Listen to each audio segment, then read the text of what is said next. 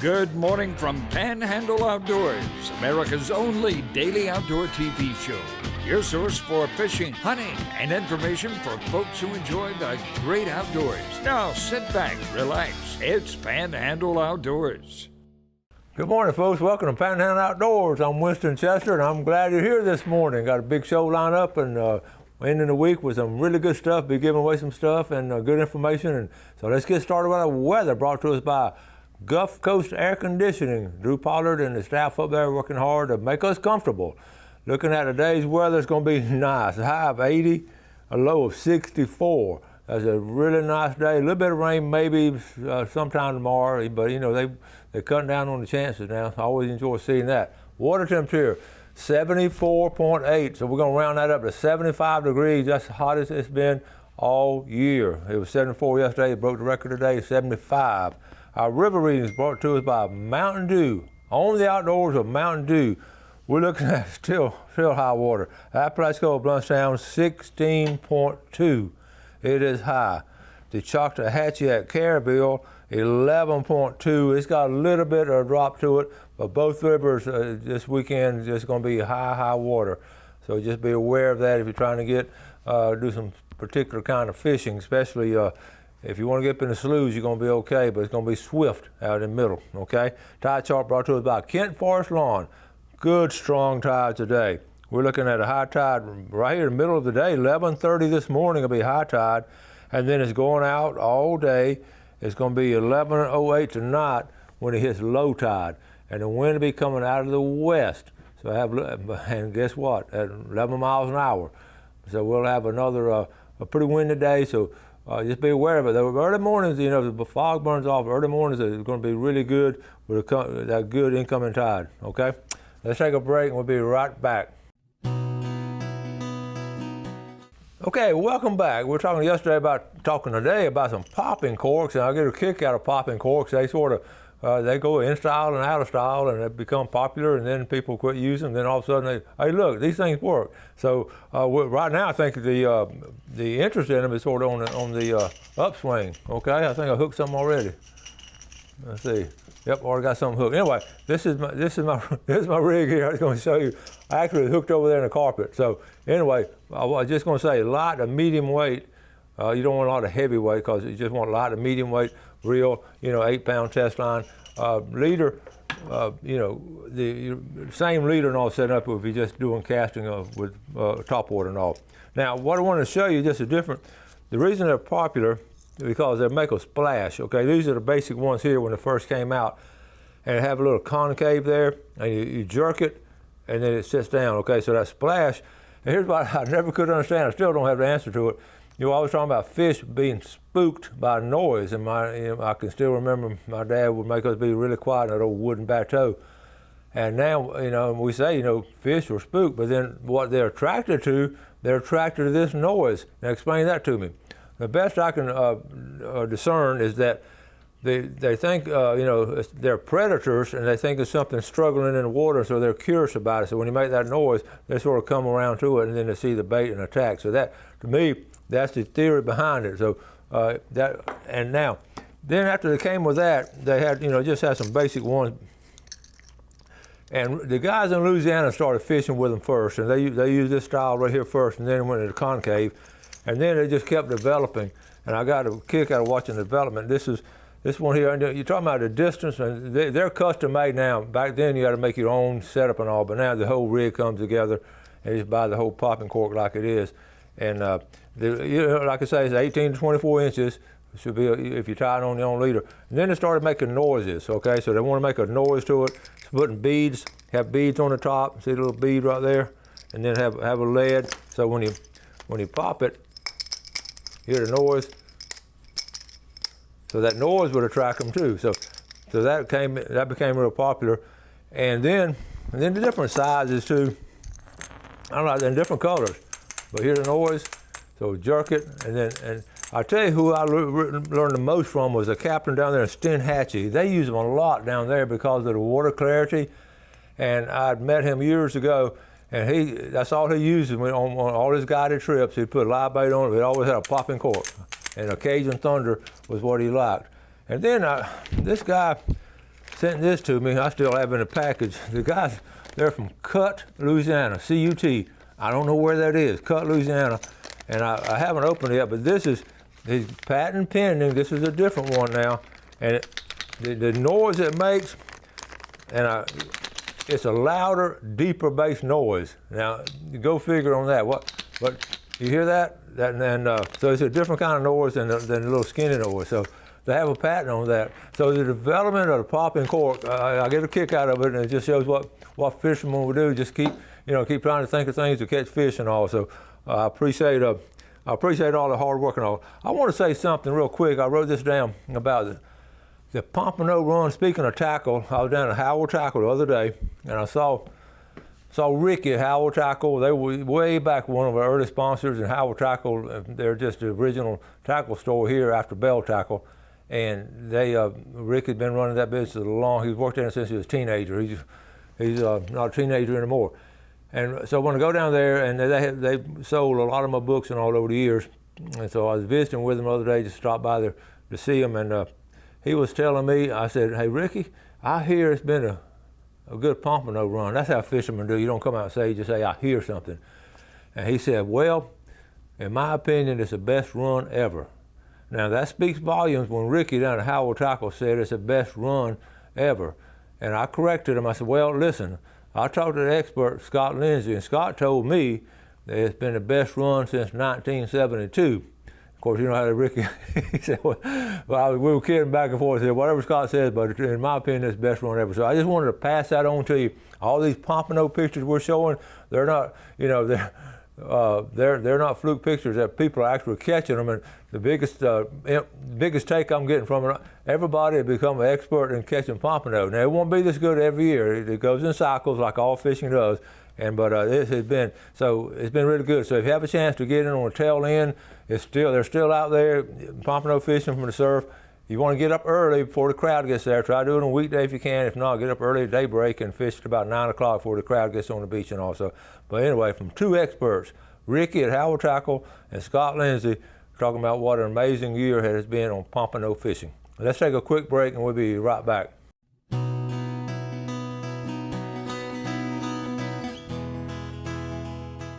Okay, one thing I want to go ahead and mention too, what do you put at the end of it? And of course, the guides put live bait and all. This rig right here, I have a little piece of shrimp. See, I have about 12, 18 inches right here. And that's shrimp right there. Anything, you can put little jigs on it, little jig heads on it, and white grubs. And also, I'm going to try this. I'm going to try with my shrimp, I'm going to try to put a little bit of fish bite on it for the smell, because this would be, they can see this and yet they can smell the fish bite. So I'm going to put a little bit of fish bite on the hook here for smell. So next time I go, that's what I'm going to do. Okay, got some pictures here.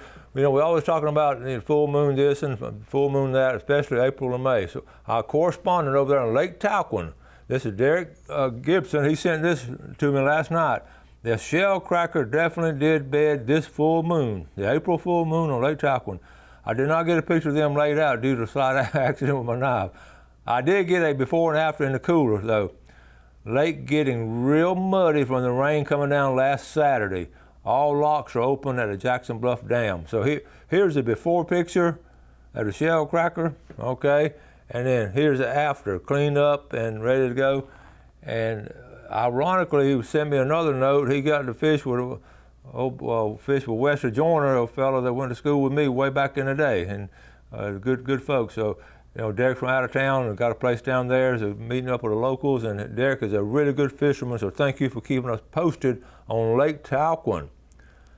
I just wanted to show you this, the federal for hire season. Yesterday we talked about the private rec, the recreational, is June the 4th through July 28th. Now the federal for hire is a little different. It's going from June the 1st until the end of the day, August the 2nd. So either 5 or 6 days longer. They're both pretty close.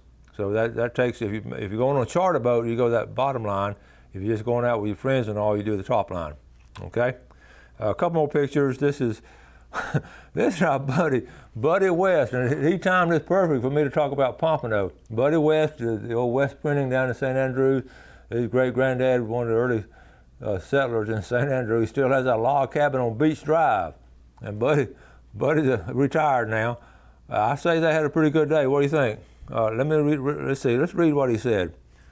We caught 17 nice pompano, 2 reds, half a dozen whiting, and a 5-foot thresher shark. Great morning, but wore me out. I'll say that's a great morning. Look at that fish. Okay, I was surf fishing and understanding to do it. There's Buddy. Buddy's the one holding the fish. Good job, Buddy.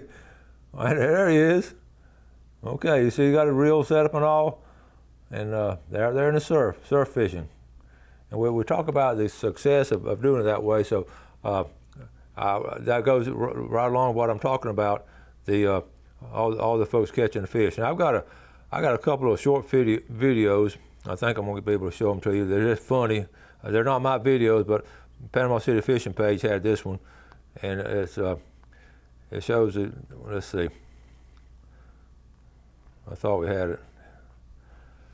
Okay, we'll go to the next one. I want to show you. This is Colby Dutton sent this one. Colby, let's see. Oh, here it is. Here, this is a weigh-in. This is a weigh-in at a Sea Ark tournament. It took 200 pounds. Look at those catfish. This is up here in Decatur, Alabama, over the weekend. Look at the size of those catfish. Wait a minute. Look at them. Can you believe the size of those things? That's a Sea Ark tournament. Sea Ark boats. Let me see if I can go back to the very beginning. Okay, here I'll pull them out of the. I mean, that's some heavy fish. And this is that catfish tournament trail we've been talking about, but when he takes, look, he thought he was going to fall out of the boat. He just can't get up with it. What do you think about that? And they're alive. Look at there. He lost that one. Anyway, I just thought Colby Dutton, who's going to be on the show soon. Colby's a senior at Mosley and a good fisherman. He sent that to us, and he's a really good bass fisherman. So anyway, Colby, thank you. And let's see. The thing about okay, I can't get the other one up. But let's talk about. I had a viewer call yesterday.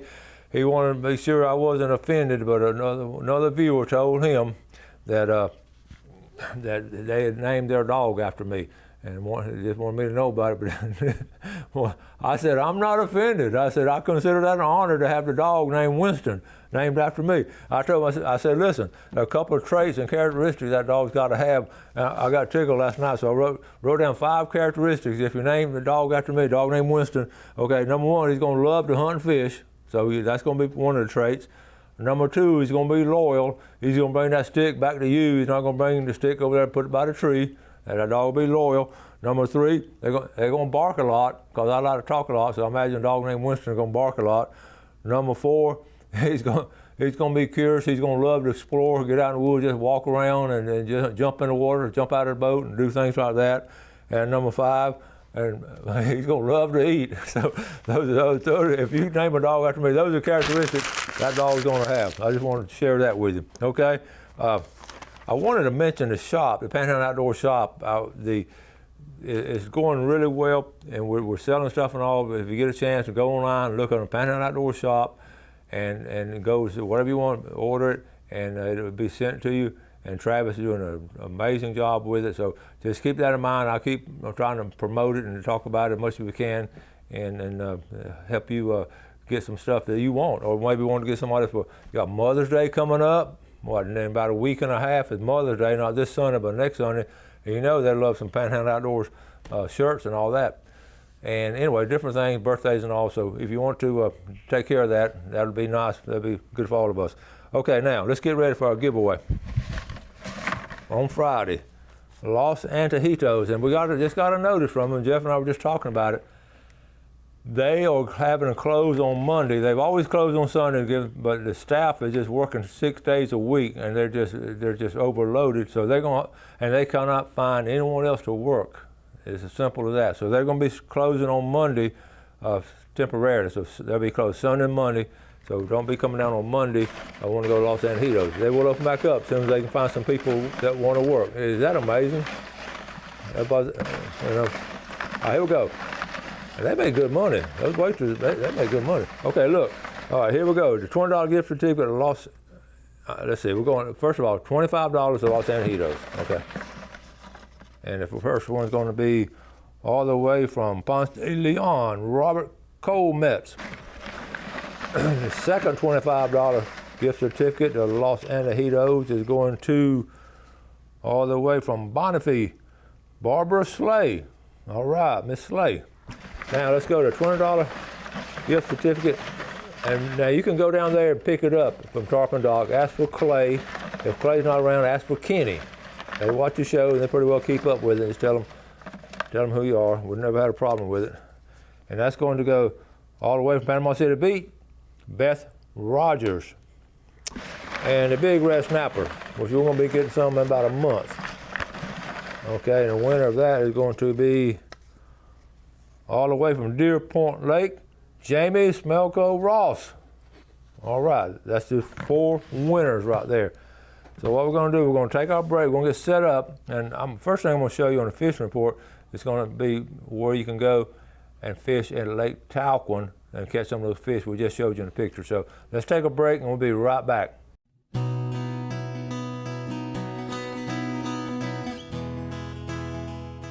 Okay, welcome back. Let's get started on this. Like I said, we're going to start freshwater with Lake Talquin, and we just had a full moon in April. Now we got the same thing's going to happen, a full moon in May. So if you want to get a trip over there, check with some of our folks and set it up. There's some nice places to camp and nice places to rent some cabins over there. So it's really a little gem.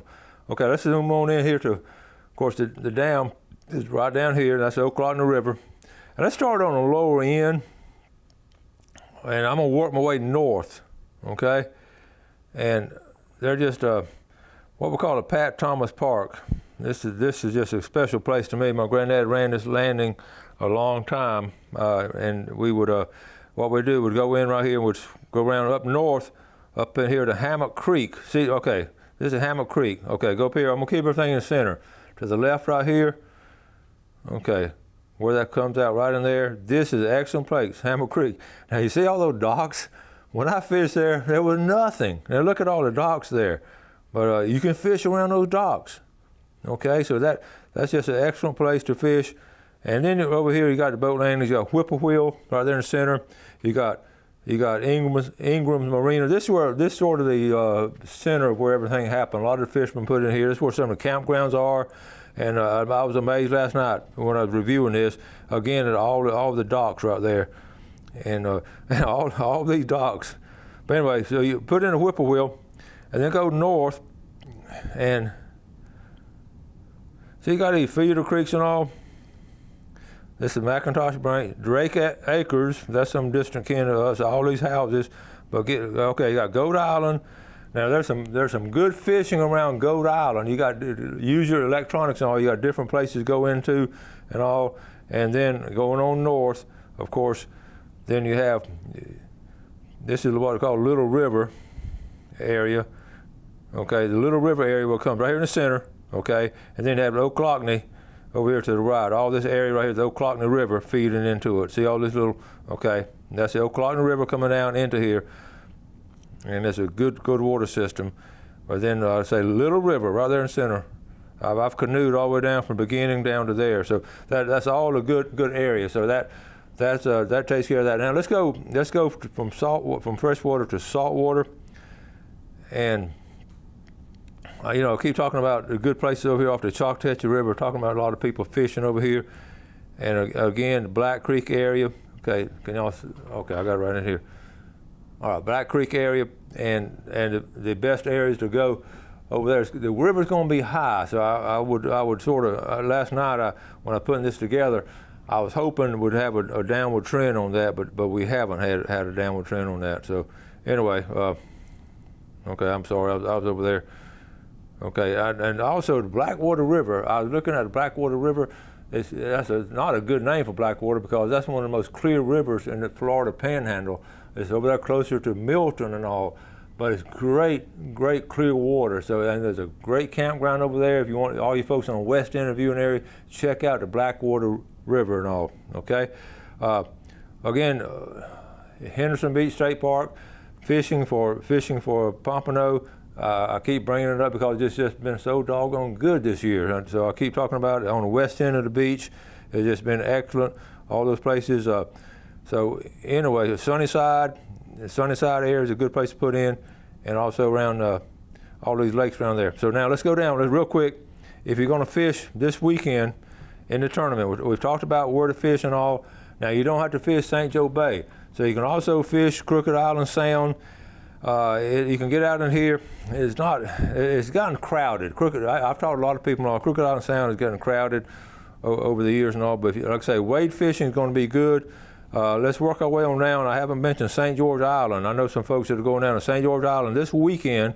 In fact, they're going today, and they're going to go surf fishing at St. George Island, and they're going down toward the state park. And we've talked about this several times over and over again. If you have time now, if you want to enter the tournament, I want to tell you, you can wade fish right through here. I haven't talked about much on catching the fish from St. George Island to fish in a tournament. So that's going to be, you can wade fish right through here behind the east hole and all the way down here to Sound Bayou right in here. This is just a good fishing. If you want to kayak fish, you can win a tournament there if you don't want to fish St. Joe Bay. St. Joe Bay is going to be crowded Saturday. I'm going to go ahead and tell you all that ahead of time. The guides, they're taking a lot of people to fish the tournament. Some of our redfish tournament guys are going down there to fish it, and then a bunch of rookies are going to be fishing. So it's going to be, it might be a circus there in the bay. So don't cut in front of people. Keep your manners and all that. People fish around you, and don't get within casting distance of people. And if someone's drifting down the side, don't cut out in front of them. Go behind them. That's just good sportsmanship, and most of us do it just naturally. And then sometimes you have people just coming in being a moron and just cutting in front of people. And some people don't know any better. So anyway, just be patient and enjoy the day. And don't forget the weigh-ins at 3 o'clock. So if I'm not out of town, I'm going to be at the bass tournament tomorrow, and then I'm going to run down to St. Joe and Cape San Blas and be at the tournament. Run out of time. Y'all have a great day today. Do something good for your fellow man. Have a great weekend. Enjoy the outdoors, and God bless. Thanks for watching America's only daily outdoor TV show, Panhandle Outdoors with Winston Chester, featuring hunting, fishing, and other activities and information to help you enjoy the great outdoors. Join us next time for Panhandle Outdoors.